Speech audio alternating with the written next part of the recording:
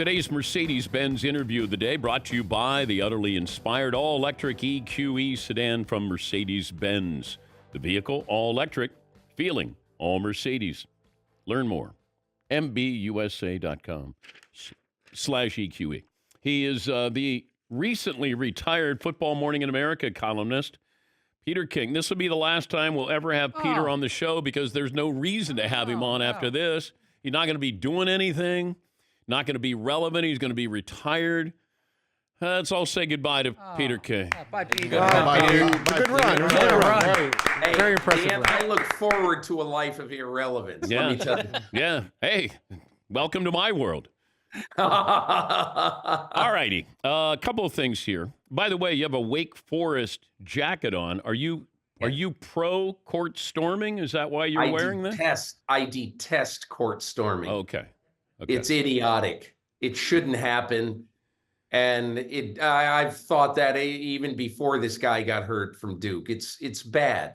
It's dangerous. It's just a dumb idea, and they got to do something about it. Yeah, that's what we're trying to figure out. What is it that they can do that's going to prevent this? Whereas when you have professional sports, we encourage the security guy to knock the guy to the ground when he runs onto the baseball field or football field. Here, you're kind of saying, go on down there and have a little bit of fun. But the game, they're not interrupting the game. This is after the game. And my solution is just ensure that you have police presence and you get the opposing team off the court. Like, that's what their job is.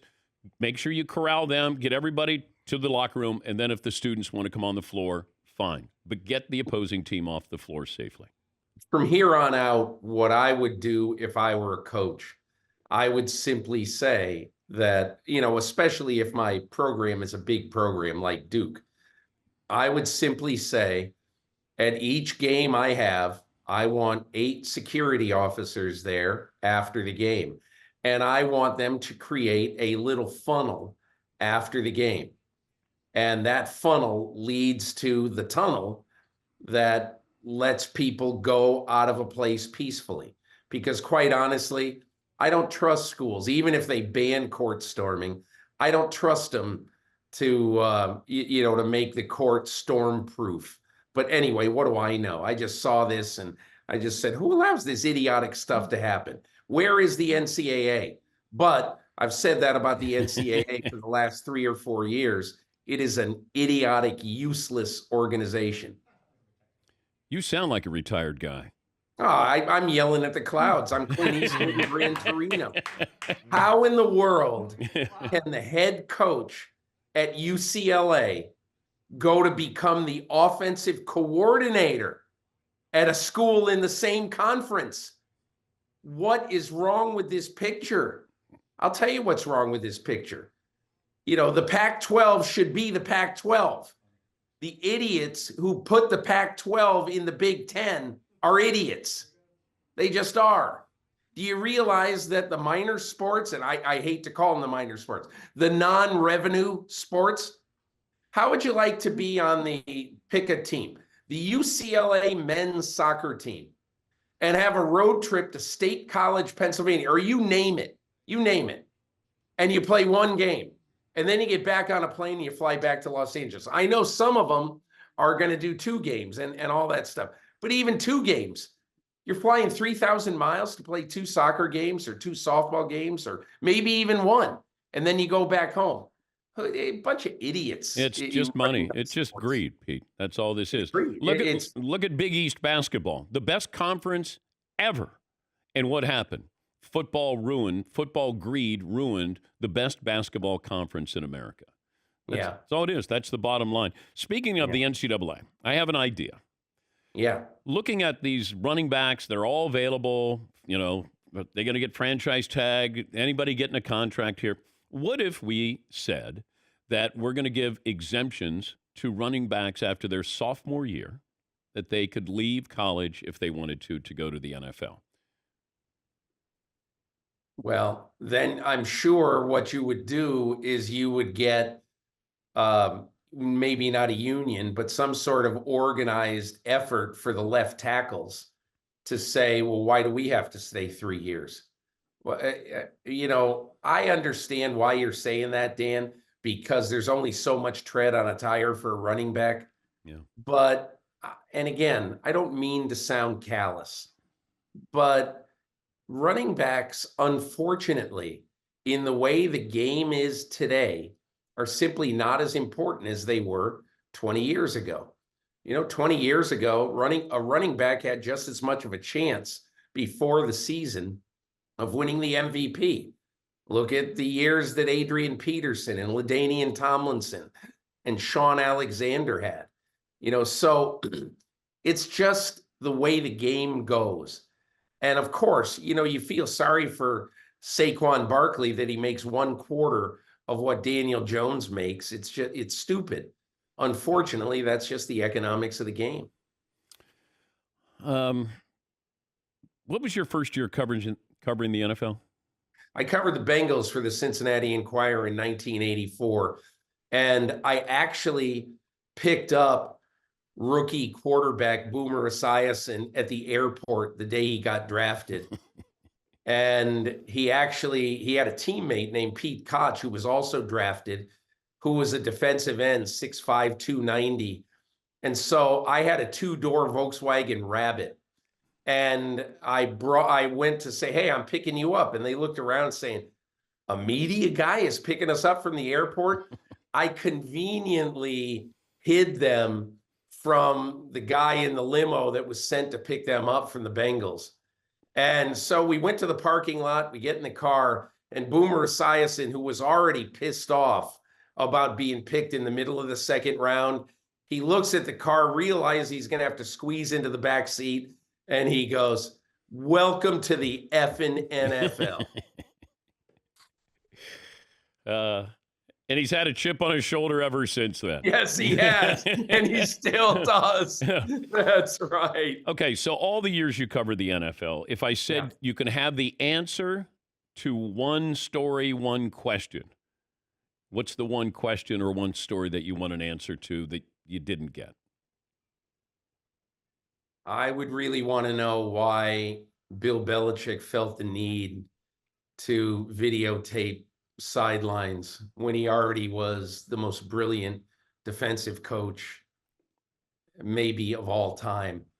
That will always confuse me. It's like when Robert Kraft asked him, and this was in this documentary, he said it many times. When I asked him how much of an advantage it gave him, Belichick said 1%. And Kraft said to him, well, you're a schmuck. I mean, it's just, I realize you try to get every edge, but when the league tells you the previous year you can't do this because they know you've been doing it, and then you do it again the first year at your arch rivals where Eric Mangini is coaching the team. I mean, Bill Belichick is a lot smarter than I ever will be about many things in life. He wasn't very smart that year. Yeah. Trying to figure out, though, Bill's next move. Is there a chance in your mind that he has coached his final NFL game? I guess there is, because how in the world could there be 7 openings other than New England, and he gets one formal interview? Now, he probably got a couple of phone calls. Hey, what do you think? Is it worthwhile for us to talk? Whatever. But, I mean, I keep wondering, you're Josh Harris. You just paid $6 billion for this football team. Explain to me why you wouldn't sit in a room with Bill Belichick for a day or for 6 hours. Yeah. At the very least, to simply download his brain. I will never understand why Washington did not interview Bill Belichick. Talking to Peter King, the recently retired Peter King. The Chicago Bears, not a report, but you kind of sent something out there that caught my attention where you go, I could see the Bears. The wind is blowing that it looks like they'll trade that number 1 pick. These are scenarios that could happen. How much research is in there, Pete? Nothing. Nothing. Absolutely nothing. You didn't speak to anybody. I spoke to nobody. I haven't talked to anybody. Like, Dan, a year ago at this time, I just read. I read what's out there. A year ago at this time, I sat in a room for 45 minutes with Ryan Poles, at the scouting combine at the Hyatt in Indianapolis. his next appointment was Scott Fitterer, the general manager of the Carolina Panthers. And this is what Ryan Poles is going to do this week. And I just believe, if I am Ryan Poles, you know what I have on my team? I have a B quarterback with about 10 significant holes. I probably, in the next 2 drafts, could take the first pick in this draft and turn it into, along with my other picks, a total of maybe 8 picks in the top 2 rounds in the next 2 drafts.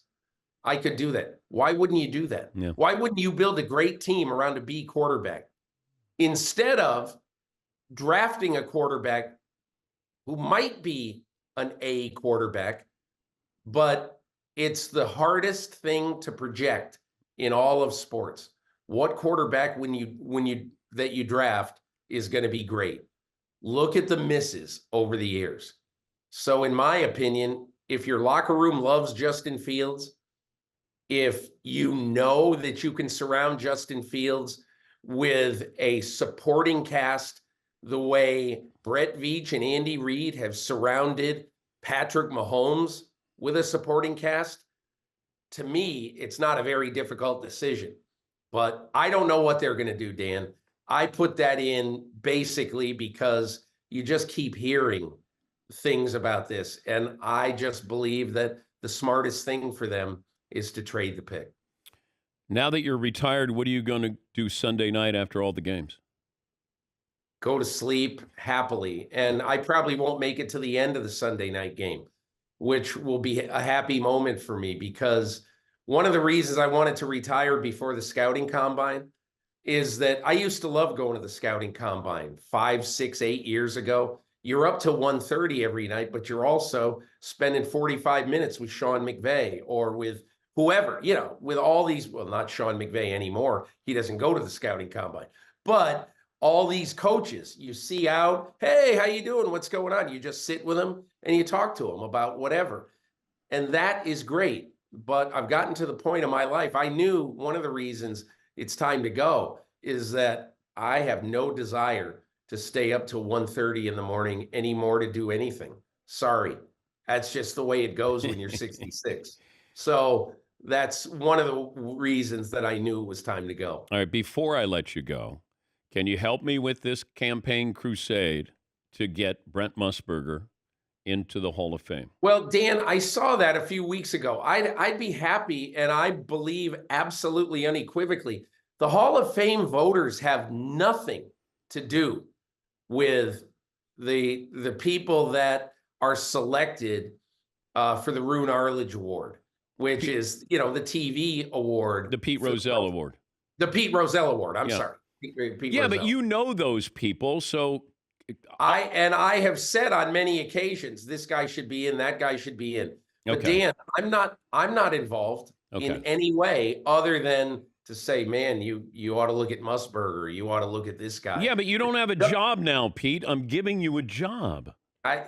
Dan, with all due respect, and I love Brent Musburger, there are a lot of things in my life that I could get on a crusade about. Okay. That's not the one that is number one on my list. However, I absolutely categorically think that Brent Musburger, who is on the Mount Rushmore of, the TV influencers in the history of the NFL, it's insane he doesn't have that award. Well, congrats on the decision. And all right, Dan, hey, thank you. Good to be with you always. And listen, I'm going to be scratching and clawing to get on your show when I'm feeling particularly low next October. So just make sure that Todd Fritz has an excuse built in. Oh, Peter, we're booked for the next 8 months. We got nothing. Yeah. Oh, okay. All right. Hey, take care, guys. Thank you, Peter. All right. See you later. That's Peter King. Football Night in America, also Football Morning in America columnist, and did it for a long, long time.